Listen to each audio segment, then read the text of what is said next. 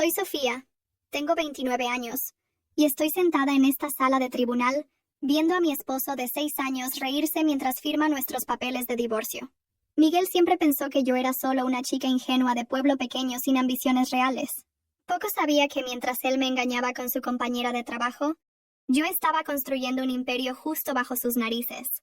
El juez está a punto de leer mi declaración financiera, y no puedo esperar a ver esa sonrisa engreída desaparecer de su rostro.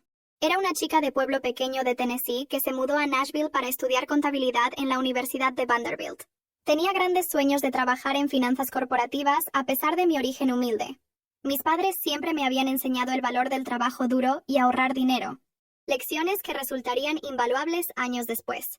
Conocí a Miguel en una cafetería cerca del campus universitario. Estaba ahí estudiando para un examen de análisis financiero cuando él se acercó a mi mesa. Era un estudiante de Derecho de tercer año de una familia tradicional de abogados de Nashville, y irradiaba ese tipo de confianza que solo viene de nunca haber tenido que preocuparse por el dinero ni un solo día en su vida.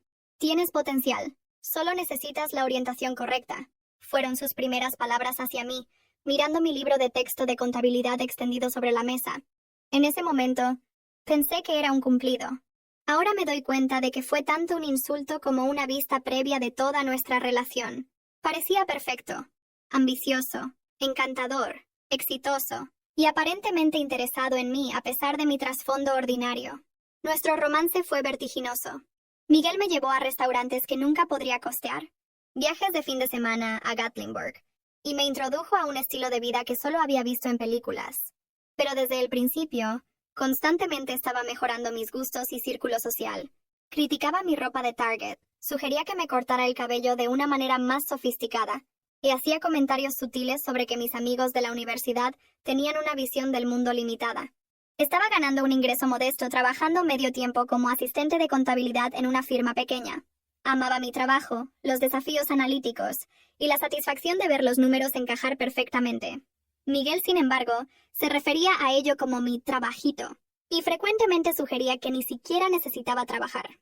¿Por qué agotarte por centavos cuando puedo darte todo lo que necesitas?, decía, sin entender que mi carrera se trataba de más que dinero. Se trataba de mi identidad e independencia. Después de 18 meses de citas, me propuso matrimonio durante un fin de semana romántico en Gatlinburg. El anillo era deslumbrante, el champán caro, y el momento perfectamente orquestado para máximo impacto. Varias personas en el restaurante incluso aplaudieron. Se sintió como un cuento de hadas, y dije que sí sin dudarlo. Nuestra boda fue una ceremonia íntima en Savannah, Georgia. Mi elección a pesar de la presión de su familia por algo más grandioso en Nashville. Mirando hacia atrás, me di cuenta de que esa fue una de las pocas veces que logré mantener mi posición contra las expectativas de la familia Hernández.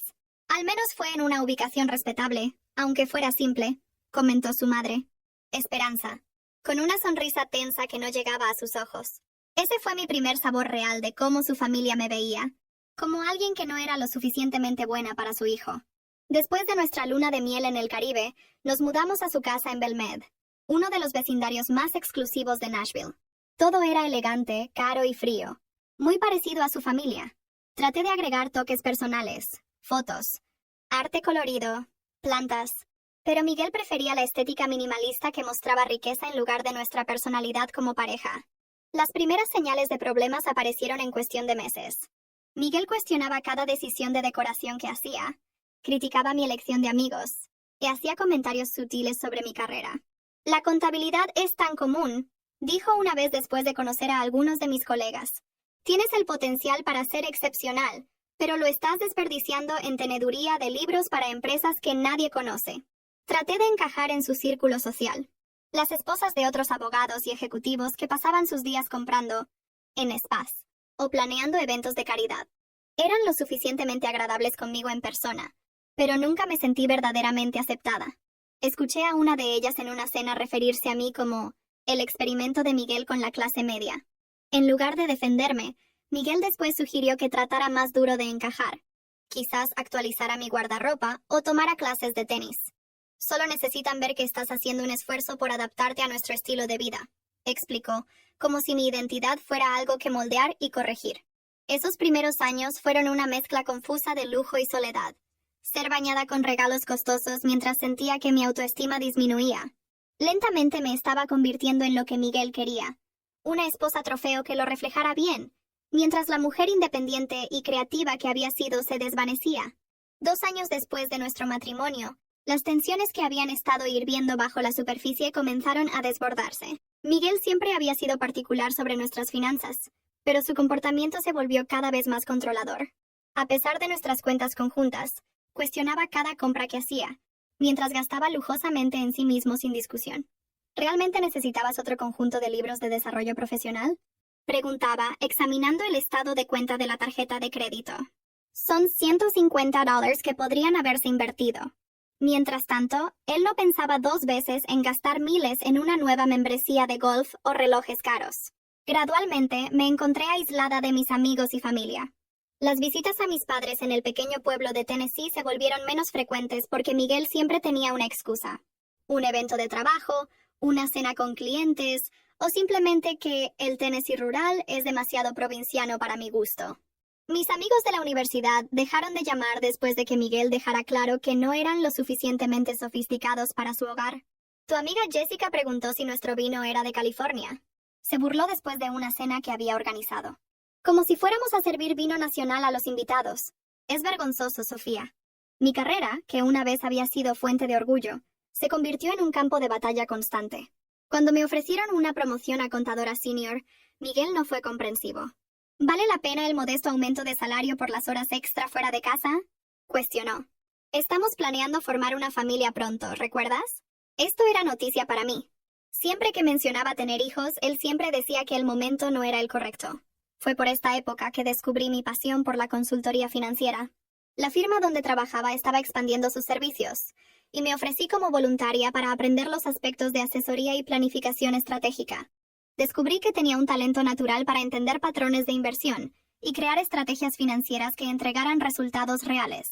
Emocionada por esta nueva dirección, compartí mi idea de eventualmente comenzar mi propia firma boutique de consultoría financiera con Miguel. Su respuesta fue devastadora. Sofía, sé realista. Comenzar un negocio requiere perspicacia comercial, que no es exactamente tu fuerte. Además, la mayoría de los pequeños negocios fallan dentro del primer año. ¿Por qué arriesgar lo que tenemos? Nuestros enfoques del dinero destacaban nuestras diferencias fundamentales. Miguel creía en el consumo conspicuo, la dirección correcta, el auto correcto, los lugares de vacaciones correctos. Todo para mantener una imagen de éxito. Yo, con mi crianza de clase media, creía en ahorrar, invertir sabiamente y encontrar valor en lugar de solo etiquetas de precio alto. Cuando se acercaba nuestro tercer aniversario, las noches tardías de Miguel en la oficina se convirtieron en la norma en lugar de la excepción. Cliente importante, análisis de mercado, reportes trimestrales. Sus excusas variaban, pero su ausencia permanecía constante. Comía sola la mayoría de las noches. Me iba a la cama sola, y cada vez más vivía la vida de alguien soltero, pero con el escrutinio financiero de un niño recibiendo una mesada. Nuestra primera discusión verdaderamente importante llegó después de la reunión anual de Navidad de su familia. En el viaje de regreso en auto, su madre había preguntado puntualmente cuándo le daríamos nietos. Mencioné que estaba lista cuando Miguel estuviera, solo para que él cambiara suavemente el tema. Cuando lo confronté en casa, su reacción fue fría. Los niños son una responsabilidad y gasto masivo, dijo, aflojándose la corbata. Con tu carrera modesta y las expectativas de mi familia, cualquier hijo nuestro necesitaría fondos fiduciarios, educación privada, las conexiones correctas. No estamos ahí financieramente aún. ¿No estamos ahí aún? Cuestioné, genuinamente confundida. Miguel, tú ganas 6 cifras. Tu familia tiene riqueza generacional. ¿Qué estamos esperando? Su respuesta fue reveladora. Mi dinero no es el problema. Tú aún no te has establecido apropiadamente. ¿Qué contribuirías al futuro de un niño? El dolor de sus palabras se enquistó por días. Su actitud desdeñosa hacia mi carrera. Insignificante. Llamó a mi salario durante otra discusión. Solidificó algo en mí. Necesitaba independencia financiera, no solo para mí, sino para mi cordura. Esa semana abrí una cuenta bancaria separada en un banco diferente. Establecí un pequeño depósito directo de mi sueldo. No lo suficiente para que Miguel se diera cuenta si revisaba nuestras cuentas conjuntas, pero lo suficiente para comenzar a construir algo propio. Simultáneamente, comencé a educarme sobre independencia financiera. Leí libros sobre inversión, tomé cursos en línea gratuitos sobre gestión empresarial y me suscribí a boletines sobre emprendimiento. Todo esto lo hice en modos de navegación privada, cuidadosa de no dejar rastros digitales, para que Miguel descubriera. La mujer que una vez había sido conquistada por gestos grandiosos y cenas caras lentamente despertaba a la jaula dorada en la que vivía y planeaba su escape, un pequeño paso a la vez. Mientras Miguel continuaba sus noches tardías en el trabajo, comencé a sentar las bases para mi independencia. Usando mis crecientes ahorros separados, registré una pequeña entidad comercial, Soluciones Financieras Sofía, y construí un sitio web simple pero profesional mostrando mi portafolio y servicios. Mi primer desafío fue encontrar tiempo para trabajar en mi negocio sin que Miguel supiera. Convertí nuestro cuarto de huéspedes raramente usado en una oficina en casa, explicándole a Miguel que necesitaba un espacio dedicado para educación continua para avanzar en la firma. Apenas prestó atención al cambio, desestimando mi desarrollo profesional como ambición linda en lugar de un esfuerzo serio.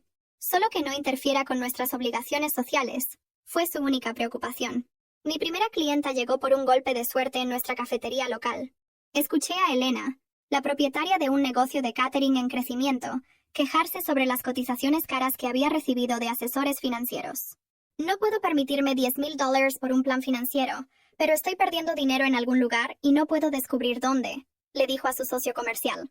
Me presenté, expliqué mi trasfondo y le ofrecí ayudarla por una fracción del costo, con el entendimiento de que estaba construyendo mi portafolio. Elena se arriesgó conmigo, y los resultados excedieron las expectativas de ambas. Identifiqué ineficiencias en su flujo de efectivo, reestructuré sus términos de pago con proveedores, y creé una estrategia de inversión para sus ganancias que aumentó sus retornos en 40% en el primer trimestre. La transformación fue lo suficientemente dramática como para que me refiriera a otros dueños de pequeños negocios en su red. Trabajar con Elena no solo me dio mi primera historia de éxito, sino también una amistad genuina, algo que había estado perdiendo en el círculo social curado de Miguel. Era auténtica, trabajadora, y apreciaba mis habilidades de una manera que mi esposo nunca había hecho. Tienes un don, Sofía, me dijo durante un café un día. Entiendes el dinero de maneras que ayudan a personas reales a construir riqueza real.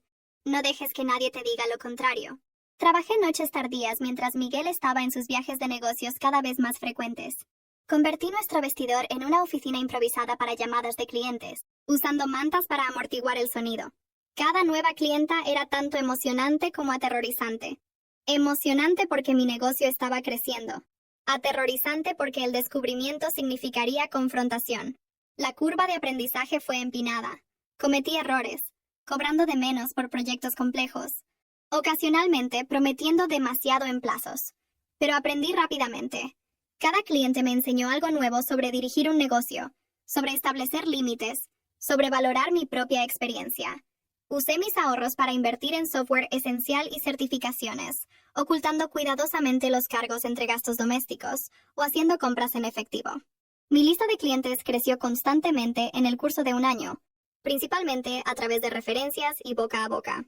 En lugar de gastar las ganancias, reinvertí la mayoría de vuelta en el negocio y comencé a apartar una porción para inversiones estratégicas. Miguel permaneció inconsciente, atribuyendo mi creciente confianza a finalmente adaptarme a nuestro estilo de vida, en lugar de satisfacción profesional. Un momento crucial llegó cuando trabajé con una fundadora de startup tecnológica, cuya reestructuración financiera después de mi consultoría la ayudó a asegurar una ronda de financiamiento importante. La historia de éxito fue destacada en una revista de negocios de Nashville. Tuve que declinar ser mencionada por nombre, citando razones de privacidad, pero la credibilidad me dio acceso a clientes más grandes. A través de Elena conocí a Patricia, una emprendedora en serie que había vendido su empresa anterior por 8 cifras y estaba lanzando una startup fintech. Inicialmente contratándome para un proyecto pequeño, Patricia rápidamente se convirtió tanto en una clienta valiosa como en mentora. Estás cobrando muy poco por tu experiencia, me dijo francamente después de revisar mi lista de tarifas. Triplica tus precios y mira cómo cambia tu valor percibido. Tenía razón. Cuando aumenté mis tarifas, en lugar de perder clientes, atraje más negocios establecidos dispuestos a pagar por calidad. Patricia también me introdujo al mundo de la inversión ángel y la gestión de portafolios estratégicos. El efectivo pierde valor quedándose quieto, explicó. Necesitas hacer que tu dinero trabaje para ti. Bajo su guía, comencé a hacer inversiones estratégicas en empresas emergentes, incluyendo la nueva empresa de Patricia, que se enfocaba en herramientas de planificación financiera impulsadas por IA. Comencé con pequeñas cantidades, pero a medida que mi negocio creció, también lo hizo mi portafolio de inversiones. La euforia de ver tanto mi negocio como mis inversiones crecer era intoxicante. Por primera vez desde conocer a Miguel, me sentía verdaderamente viva, con propósito e independiente. Estaba construyendo algo valioso enteramente por mis propios méritos. Durante este periodo, mantuve la apariencia de ser solo la esposa de Miguel en funciones sociales. Asentía cortésmente cuando las esposas discutían sus viajes de compras y comités de caridad. Asistía a sus cenas de trabajo y desempeñaba el papel de esposa comprensiva impecablemente. Todo mientras dirigía un negocio en crecimiento desde nuestro hogar y tomaba decisiones de inversión que alterarían el curso de mi vida. Mi vida doble era agotadora pero empoderadora.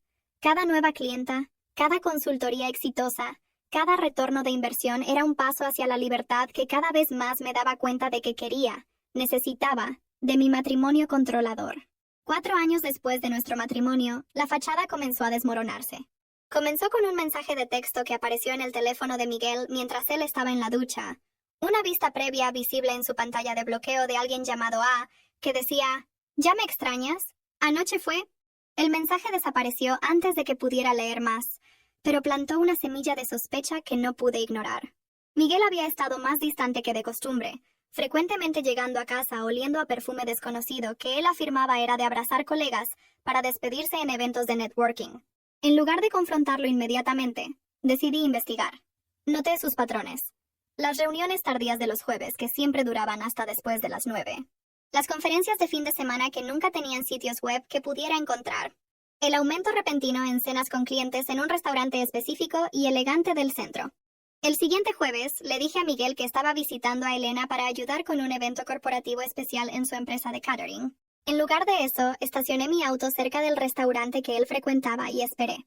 A las 8:30, su BMW entró al estacionamiento. 10 minutos después, un Mercedes rojo llegó y una mujer con cabello rubio salió.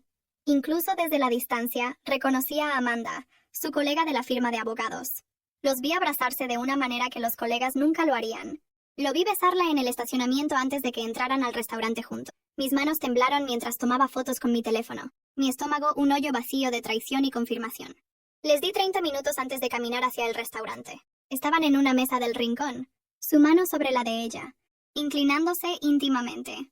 Me acerqué silenciosamente, mi corazón latiendo tan fuerte que estaba segura de que todos podían escucharlo. Esto explica las reuniones tardías, dije, mi voz sorprendentemente estable. Miguel se echó hacia atrás, su rostro ciclando a través de shock, culpa y finalmente estableciéndose en molestia por ser atrapado. Amanda tuvo la decencia de verse avergonzada, recogiendo su cartera y murmurando algo sobre usar el baño. Sofía, esto no es lo que parece, comenzó Miguel, usando el mismo tono suave que empleaba con clientes difíciles. ¿En serio? Porque parece que estás cenando con tu novia mientras tu esposa piensa que estás trabajando. La conversación que siguió fue surreal. Miguel ofreció una disculpa a medias, afirmó que era solo físico, y tuvo la audacia de culparme por su infidelidad. ¿Has estado tan envuelta en tus pequeños proyectos de contabilidad?, dijo, bajando la voz mientras los comensales vecinos comenzaron a notar nuestra tensión. Te has vuelto aburrida, Sofía, sin ambición. ¿Cuándo fue la última vez que hiciste un esfuerzo en nuestro matrimonio? Dejé el restaurante sola, manejando sin rumbo por horas antes de regresar a casa. Miguel regresó pasada la medianoche, ofreciendo promesas de terminar el affair, sugiriendo consejería, incluso proponiendo una segunda luna de miel. Por razones que no entendí completamente entonces, fingí considerar la reconciliación. Necesito tiempo, le dije, lo cual no era mentira. Necesitaba tiempo, no para perdonarlo, sino para planear mis próximos pasos. Las semanas que siguieron fueron una clase magistral en engaño de ambas partes. Miguel se volvió temporalmente atento, trayendo flores, sugiriendo citas nocturnas mientras yo comenzaba a consultar con abogados de divorcio durante mis supuestas reuniones con clientes. Rebecca, una formidable abogada de divorcio recomendada por Patricia, expuso la realidad de mi situación. Tennessee es un estado de distribución equitativa, explicó. Sin un acuerdo prenupcial, el tribunal dividirá los bienes conyugales basándose en lo que consideren justo, no necesariamente igual. Aprendí sobre nuestros enredos financieros, la complejidad de divorciarse de alguien con dinero familiar, y la importancia de documentar todo. El conocimiento es poder, especialmente en el divorcio, dijo Rebecca. Mi recopilación cautelosa de información llegó a un alto abrupto cuando Miguel descubrió mi historial de navegación en nuestra computadora compartida. Había olvidado usar navegación privada para una búsqueda. Proceso de división de bienes en divorcio de Tennessee. Su ira fue inmediata y aterrorizante. Me acorraló en nuestra cocina, agitando su teléfono con la captura de pantalla que había tomado. ¿Es esto lo que has estado haciendo? ¿Planear divorciarte de mí y tomar mi dinero? Su rostro estaba rojo, una vena pulsando en su frente. Permíteme aclarar esto, Sofía. No tendrás nada sin mí, nada. Los abogados de mi familia se asegurarán de eso. Permanecí calmada, lo cual solo lo enfureció más. No estoy planeando nada, Miguel. Solo estaba investigando después de lo que pasó. ¿No harías lo mismo? Pareció apaciguado por mi explicación, pero la amenaza permaneció entre nosotros. Esa noche moví todos mis documentos comerciales importantes a almacenamiento seguro en la nube, y comencé a transferir registros digitales a unidades que mantenía en una caja de seguridad que Miguel no conocía. El descubrimiento final llegó 3 semanas después. Mientras organizaba nuestro armario, una tarea en la que Miguel nunca participaba, encontré un recibo de joyería metido dentro de sus zapatos de vestir. Era de Tiffany & Co., fechado 2 meses antes, por una pulsera de diamantes de tenis que costaba casi $12,000. Nunca había recibido tal regalo. Incluso sabiendo sobre el affair, esta evidencia de su inversión tangible en otra mujer dolía de una manera que no había esperado. El recibo mostraba que había gastado nuestro dinero, supuestamente nuestro dinero, en Amanda. Antes de que pudiera procesar esta nueva traición, escuché la puerta principal abrirse. Voces. Miguel y una mujer riendo en nuestra entrada. Permanecí congelada en nuestro armario mientras entraron a nuestro dormitorio, claramente no esperando que estuviera en casa a mitad del día. Salí para encontrar a Miguel y Amanda abrazándose al pie de nuestra cama, la cama que habíamos compartido por 4 años. «¡Sofía!», exclamó Miguel, sin molestarse en alejarse de Amanda. «Se supone que estés en el trabajo». «Tomé mediodía», respondí, sorprendida por mi propia compostura. Claramente debería haber llamado primero. Lo que siguió no fue la confrontación emocional para la que las películas me habían preparado. En lugar de eso, Miguel se volvió fríamente pragmático. «Bueno, esto me ahorra tener que tener una conversación difícil», dijo, enderezándose la corbata. «Quiero un divorcio, Sofía. Amanda y yo estamos planeando un futuro juntos». Su confianza era absoluta mientras delineaba sus términos. Él generosamente me permitiría conservar mis artículos personales y un pequeño acuerdo que me ayudaría a ponerme de pie. La casa, nuestras inversiones, incluso los muebles que habíamos comprado juntos permanecerían suyos. «Mis abogados estarán en contacto», concluyó, aparentemente confundido por mi falta de histeria o súplica. «Deberías encontrar otro lugar donde quedarte comenzando esta noche». «En realidad», dije, «como esta también es legalmente mi residencia, me quedaré. Tú y Amanda son bienvenidos a encontrar un hotel». Su rostro se oscureció ante mi desafío, pero Amanda tiró de su brazo. «Vámonos, Miguel. Podemos lidiar con esto después». Mientras se iban, Miguel se volvió con un último golpe. «Te arrepentirás de no tomar mi oferta generosa. Para cuando mis abogados terminen, tendrás suerte de poder pagar un parque de casas móviles en la peor parte de Nashville». Cerré la puerta detrás de ellos, me recosté contra ella, y por primera vez desde descubrir su affair, sonreí. Miguel no tenía idea de lo que se venía. El día después de que atrapé a Miguel y Amanda en nuestro dormitorio, él sacó la mayoría de su ropa y artículos personales de la casa. Cambié las cerraduras esa misma tarde, legalmente cuestionable, pero me dio tiempo para documentar apropiadamente nuestras pertenencias antes de que pudiera remover algo valioso. La presunción de Miguel sobre mi ingenuidad financiera rápidamente se hizo aparente en la oferta inicial de acuerdo que su abogado envió. Un pago único de $50,000 y 6 meses de gastos de vida. A cambio, no haría reclamos sobre ninguno de nuestros otros bienes, incluyendo la casa que había ayudado a amueblar y mantener por 4 años. «Está probando las aguas», explicó Rebecca cuando le mostré la oferta. «Está asumiendo que no conoces tus derechos o el verdadero alcance de tus bienes conyugales». Con la orientación de Rebecca, rechacé formalmente la oferta y comencé el proceso de descubrimiento financiero, un mecanismo legal que requiere que ambas partes divulguen todos los activos y pasivos. La respuesta de Miguel fue hacer que su abogado demorara y ofuscara en cada momento. «Esta es una táctica estándar», me aseguró Rebecca. «Están esperando agotar tus recursos y paciencia hasta que aceptes menos de lo que mereces». Lo que Miguel no se daba cuenta era que no dependía de sus divulgaciones. Había estado rastreando nuestras finanzas conjuntas meticulosamente por años, incluyendo cuentas que él pensaba que yo no conocía. Más importante, tenía mis propios recursos crecientes de los que él no sabía nada. Después de consideración cuidadosa y consulta con Rebecca, tomamos una decisión estratégica. Yo retendría temporalmente el verdadero alcance de mi negocio e inversiones durante las fases iniciales de negociación. La ley de Tennessee generalmente consideraba que los negocios comenzados durante el matrimonio eran propiedad conyugal. Pero Rebecca identificó una excepción potencial basada en el hecho de que Miguel había desalentado activamente mi negocio y no proporcionó apoyo, financiero o de otro tipo, en su creación. Revelaremos todo en el momento correcto, me aseguró. Pero por ahora, dejemos que crea su propia narrativa sobre ti. Mientras el proceso legal avanzaba lentamente, Miguel lanzó una ofensiva social. Los amigos mutuos comenzaron a evitar mis llamadas. Las invitaciones a eventos sociales se secaron. Incluso nuestros vecinos, que siempre habían sido amigables, se volvieron fríamente profesionales. Después supe que Miguel había estado esparciendo una narrativa de que yo lo había engañado, que estaba mentalmente inestable, y que él se estaba divorciando de mí a pesar de sus mejores esfuerzos por salvar nuestro matrimonio. En los círculos donde el nombre de su familia tenía peso, su versión de los eventos fue aceptada sin cuestionamiento. El dolor de este exilio social fue inesperadamente agudo. Personas con las que había compartido días festivos, celebrado hitos, compartido confidencias, todas desaparecieron de mi vida basándose en las mentiras de Miguel. Todas excepto Elena y Patricia, que nunca vacilaron en su apoyo. Las personas que creen chismes sin escuchar ambos lados no valen tu energía, me dijo Elena sobre pasteles de emergencia en su cocina de catering después de un día particularmente difícil. Concéntrate en construir tu nueva vida, no en lamentar la antigua. Los intentos de Miguel de intimidarme escalaron cuando se dio cuenta de que no iba a aceptar silenciosamente sus términos.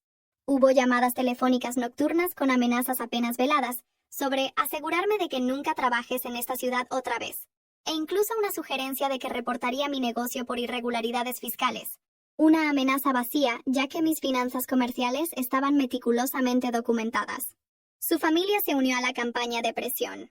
Su madre Esperanza llamó para razonar conmigo. Siempre supimos que no eras la correcta para Miguel, dijo, su voz goteando con descendencia.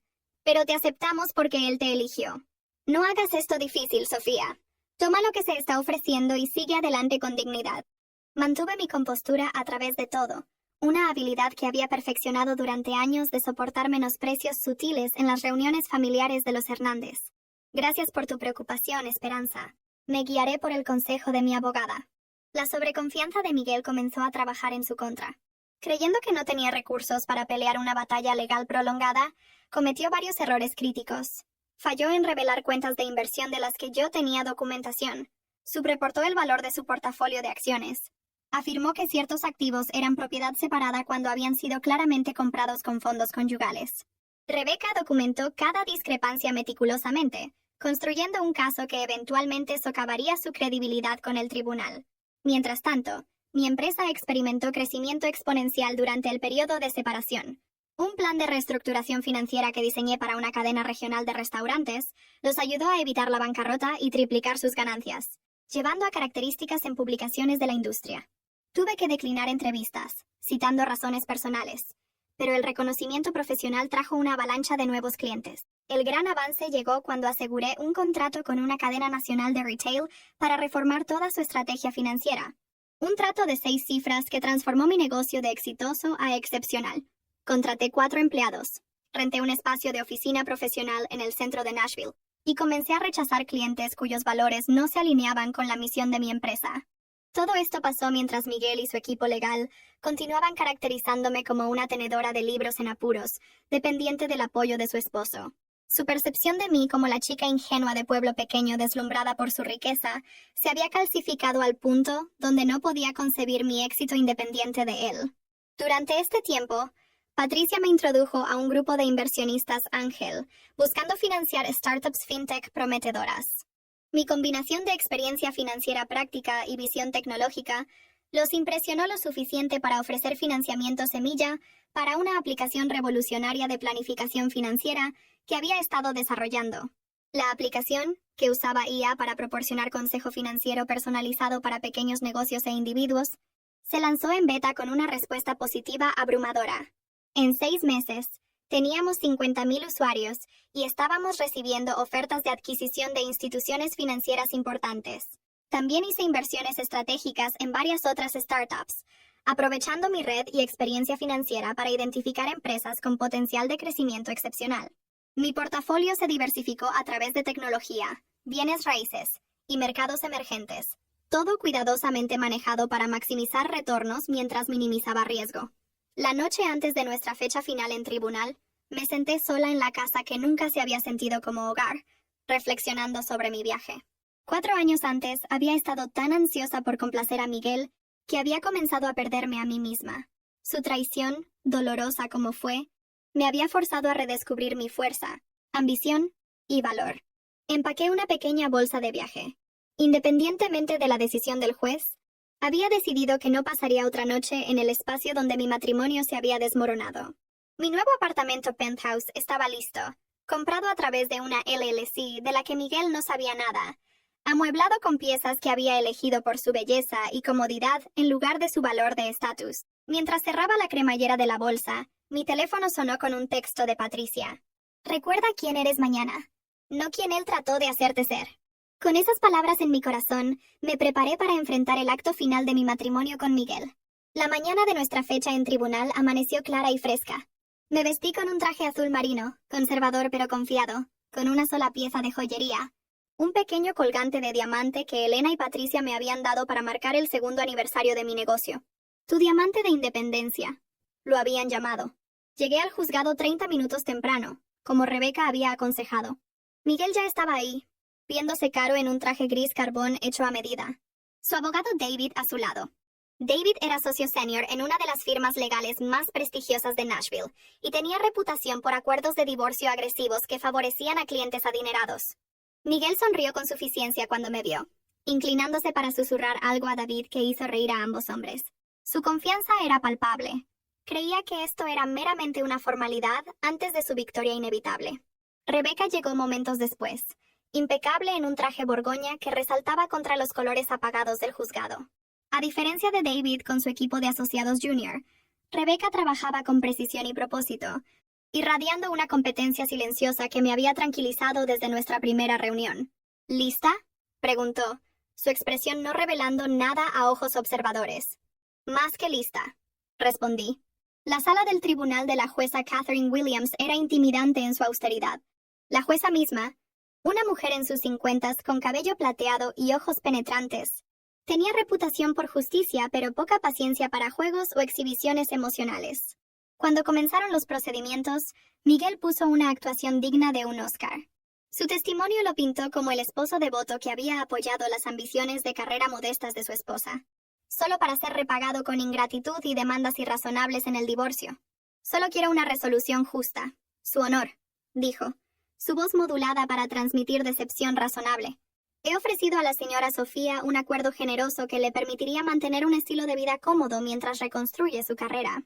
David presentó su caso para la división de activos, destacando la riqueza familiar de Miguel como propiedad separada, minimizando mis contribuciones a nuestros activos conyugales, y sugiriendo que la casa, comprada principalmente con sus ganancias, debería permanecer como su propiedad. Durante toda su presentación, mantuve mi compostura, ni reaccionando a las fabricaciones de Miguel ni revelando mis emociones. La jueza Williams ocasionalmente me miraba, su expresión inescrutable. Cuando llegó el momento de firmar el decreto inicial de divorcio, separando nuestro estado conyugal, mientras los asuntos financieros se finalizaban, Miguel hizo un espectáculo de ello. Firmó con flourish, una risa escapando de sus labios mientras tapó su pluma Montblanc. Mientras regresaba a su asiento, pasó lo suficientemente cerca para disfrutar volviendo a la granja de tus padres. La presentación de Rebeca comenzó metódicamente, su enfoque un contraste marcado con los argumentos teatrales de David. Presentó evidencia de los engaños financieros de Miguel durante nuestro matrimonio, las cuentas ocultas, el gasto lujoso en Amanda, el patrón de control financiero. Su honor, dijo Rebeca. El señor Miguel no ha sido honesto sobre el alcance completo de los activos conyugales como requiere la ley de Tennessee. Sometió documentación de cuentas que Miguel había fallado en revelar, incluyendo fechas, números de cuenta y saldos aproximados. Miguel se movió incómodamente en su asiento mientras Rebeca continuaba, su expresión engreída dando paso a miradas nerviosas hacia David. David solicitó un receso breve, que la jueza Williams negó. Creo que deberíamos continuar, consejero. Estoy particularmente interesada en escuchar sobre estos activos no revelados. La atmósfera en la sala del tribunal se tensó mientras Rebecca metódicamente desmanteló los engaños financieros de Miguel. La expresión de la jueza Williams se volvió cada vez más severa mientras la evidencia se acumulaba. Además, su honor, continuó Rebecca, solicitamos que el tribunal considere la propiedad separada de la señora Sofía, que se estableció durante el matrimonio pero sin ninguna contribución o apoyo del señor Miguel. Este era el momento para el que nos habíamos preparado. La jueza Williams levantó la vista de sus notas. Por favor, elabore, consejera. La señora Sofía estableció un negocio de consultoría durante el matrimonio. El señor Miguel no solo no proporcionó apoyo para esta empresa, sino que la desalentó activamente y menospreció sus ambiciones profesionales, como evidencian estas comunicaciones. Rebecca presentó emails y mensajes de texto, donde Miguel había desestimado mi negocio como un pasatiempo y desalentado mis metas emprendedoras. La jueza Williams revisó los documentos cuidadosamente antes de dirigirse a mí directamente por primera vez. Señora Sofía, el tribunal requiere divulgación financiera completa de ambas partes. ¿Ha sometido información completa sobre esta empresa comercial? Aún no. Su honor, respondí como habíamos planeado. Mi declaración financiera completa está lista para sometimiento hoy. Rebecca entregó al secretario del tribunal un sobre sellado conteniendo mi divulgación financiera completa, el documento que habíamos estratégicamente retenido hasta este momento. Solicito que el tribunal revise la declaración financiera de la señora Sofía antes de hacer cualquier determinación sobre división de activos, dijo Rebecca. La jueza Williams asintió y abrió el sobre. La sala del tribunal cayó en silencio mientras ella leía, las cejas alzándose ligeramente, la única indicación de sorpresa de la jueza por lo demás compuesta. Después de lo que se sintió como una eternidad, la jueza Williams levantó la vista. Para el récord, leeré el resumen de los activos de la señora Sofía. Mi corazón latía fuerte mientras comenzaba a leer. Soluciones financieras. Sofía, una firma de consultoría financiera establecida hace 3 años. Valuación actual basada en ingresos, contratos y propiedad intelectual. 2.100.000. La cabeza de Miguel se volteó bruscamente, su expresión de incredulidad casi cómica. Portafolio de inversiones, incluyendo acciones de tecnología, bienes raíces e inversiones en startups, 1.900.000. Miguel agarró la mesa, sus nudillos blancos. Propiedades de bienes raíces, 2 propiedades compradas en los últimos 18 meses, valuadas en 1.200.000. Para este punto, Miguel se veía físicamente enfermo. Su rostro se había drenado de color, su cuerpo rígido de shock. Junto a él, David susurraba frenéticamente, pero Miguel parecía incapaz de procesar lo que estaba escuchando. Total de activos revelados, 5.200.000, concluyó la jueza Williams. La sala del tribunal permaneció silenciosa. Miguel me miró como si viera a una extraña. En ese momento, no sentí triunfo, ni vindicación, solo un alivio profundo de que la verdad finalmente estuviera en récord. La jueza Williams rompió el silencio. Señor Miguel, ¿desea revisar cualquiera de sus declaraciones previas respecto a la dependencia financiera de la señora Sofía de usted? Miguel parecía incapaz de hablar. David se levantó rápidamente. Su honor, no estábamos conscientes de estos activos. Sostenemos que como fueron adquiridos durante el matrimonio, el señor Miguel tiene derecho a una porción equitativa. Rebecca estaba preparada para este argumento. Su honor. Dirigimos la atención del tribunal al acuerdo prenupcial firmado por ambas partes antes del matrimonio, específicamente la cláusula 15. Este era nuestro AES. Cuando revisamos nuestro prenup años después de firmarlo, Rebecca había descubierto una cláusula que los propios abogados de Miguel habían incluido.